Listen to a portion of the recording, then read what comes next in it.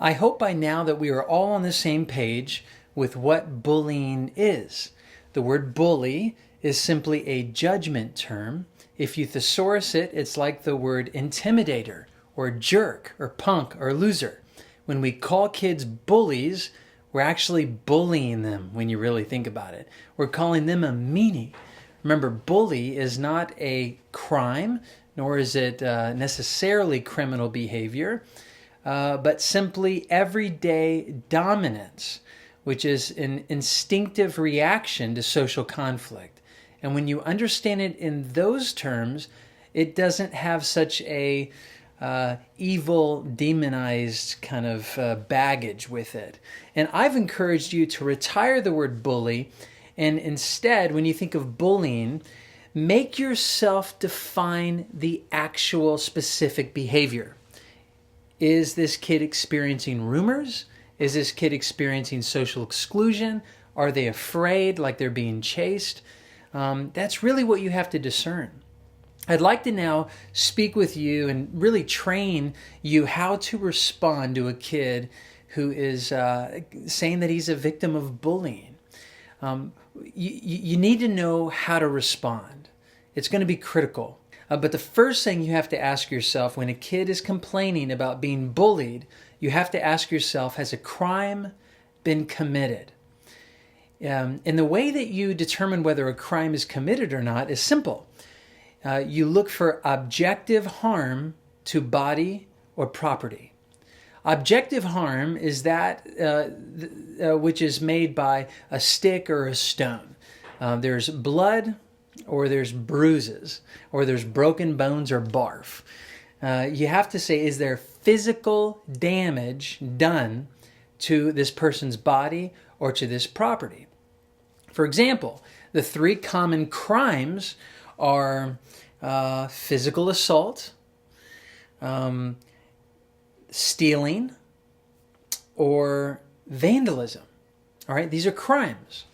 Now, if one of those three things have happened to this kid, there is objective harm to their body, they've been physically assaulted, objective harm to their stuff, they've been stolen, or someone's stolen their stuff, or someone has broken their stuff, you got a crime on your hands.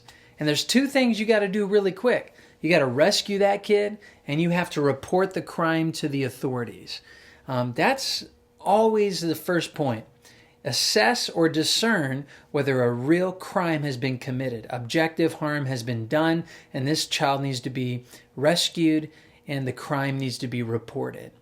However, if there is no objective harm, there's no broken bones, blood, barf, or bruises, then and the kid's really not in pain or anything like that, then you really have to ask yourself, since there's not a crime that's been committed, how can I help this child next? I do have to say this. Threats of violence must be treated like acts of violence.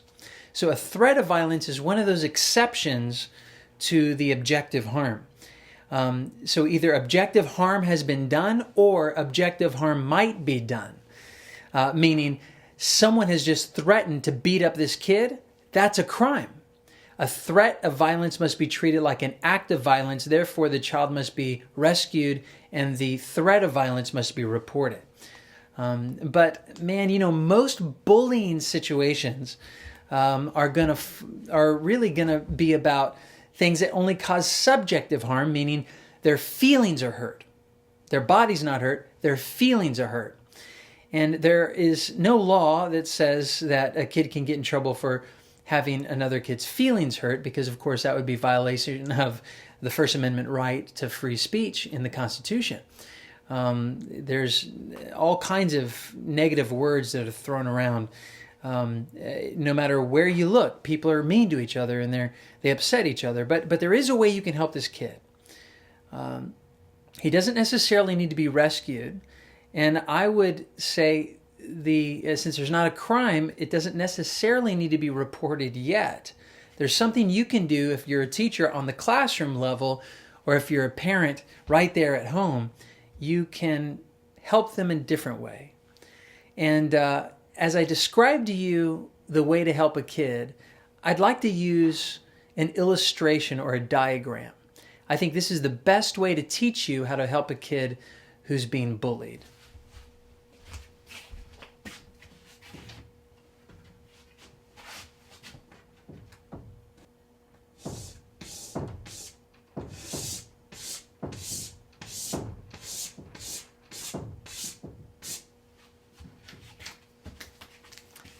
This is something that is familiar to all of us, if you can see it okay.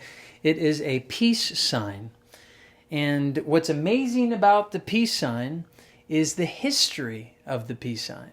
And I'm going to choose this diagram to illustrate to you how to respond to a kid who's feeling like a victim. This peace sign was actually designed by a man by the name of Gerald Holtham. And let me tell you what he said. Let me read it for you. As he was describing why he drew this in 1958, he did it for the nuclear disarmament movement that was happening in Britain. I was in despair, deep despair. I drew myself, the representative of an individual in despair, with hands, palm outstretched outwards and downwards, in the manner of Goya's peasant before a firing squad. I formalized the drawing into a line and put a circle around it. I think this is really important because what Gerald, the artist and the originator of the peace sign, described was a victim, someone who feels like a victim. Maybe not a true victim of a crime, crime that causes objective harm, but someone who feels like a victim. They still feel in despair, in deep despair. He literally drew a stick figure of himself looking downward with his arms out like this, and there he was. And that's how victims feel. Victims of bullying, I want you to kind of have that in your mind's eye. They are hopeless. They feel helpless. They feel in despair. It's really the reason why kids kill themselves is because they think there's no hope.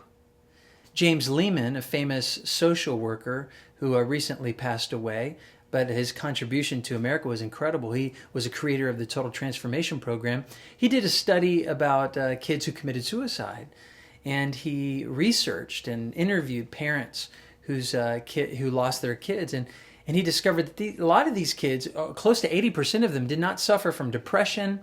They didn't suffer from any mental disorder of any kind or impairment, but they simply, as he put it, lacked coping skills.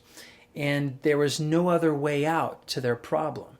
In fact, suicide for these kids was a solution, was a permanent solution to a temporary problem, and they didn't know of any other solutions to get rid of their problem other than dying. What a terrible thing. That describes a person in despair. And when I think of a victim of bullying, I think of someone who's just thrown their hands out, their head is down, and they're just desperate. So if you keep that in mind, I believe that the secret to curing the victimization complex for a victim of bullying is to lift their head up high, to help them see other options, to offer them a solution to their problem. Not something that you do for them, but something that they can do for themselves.